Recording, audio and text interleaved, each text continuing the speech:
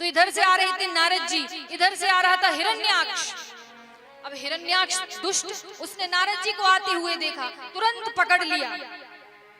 अब नारद जी तो बीड़ा बजाते हैं और बस एक ही नारायण नारायण नारायण।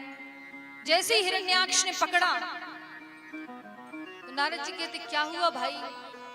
हिरण्याक्ष कहता है देखो मुझे तुमसे युद्ध करना है, मेरे बाजुओं में खुजली चल रही है, मुझसे युद्ध कर लो।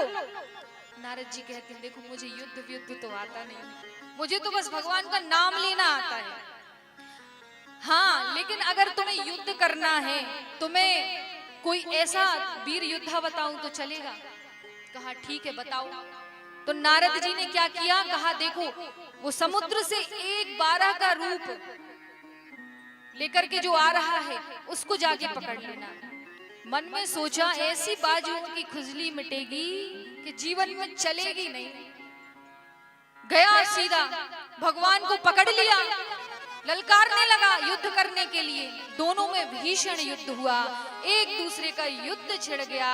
महाराज मेरे 12 भगवान ने अपने गदा के प्रहार से उसका मुखमंडल धड़ से अलग कर दिया और हिरण्याक्ष का वध हो गया। बोलिए श्री 12 भगवान की जय। प्रभु के 2400 अवतार में से ये दूसरा अवतार है 12 का। अद्भुत भगवान का अवतार। हिरण्याक्ष को मार करके भगवान जब पृथ्वी को लेकर के आए, लोभ को तो मार दिया, लोभ को तो मार दिया, लेकिन जो पृथ्वी है, ध्यान से सुनिए बड़े ध्यान की बात है, जो पृथ्वी है वो भगवान के दांतों पर बैठी थी। तो पृथ्वी को घमंड आ गया कि देखो मैं थोड़े से समय के लिए समुद्र में क्या डूब गई, भगवान को सूकर का रूप लेकर के आना पड़ा मुझे बचाने के लिए। तो महाराज भगवान ने मन में सोचा ओहो इनके अंदर तो अभिमान आ गया कि इनके बिना तो मेरी भी नहीं चलती, तो इनका अभिमान दूर करना पड़ेगा। तो भगवान पृथ्वी को अपने वृंदावन धाम ले गए। अब जब पृथ्वी ने वृंदावन को देखा, सोचा मैं तो इनकी दाढ़ पर बैठी और ये वृंदावन। वहां सुंदर पक्षियों के कलरव को सुना, फलित वृक्षों को देखा, गायों को देखा, यमुना महारानी को देखा, आश्चर्य में पड़ गई,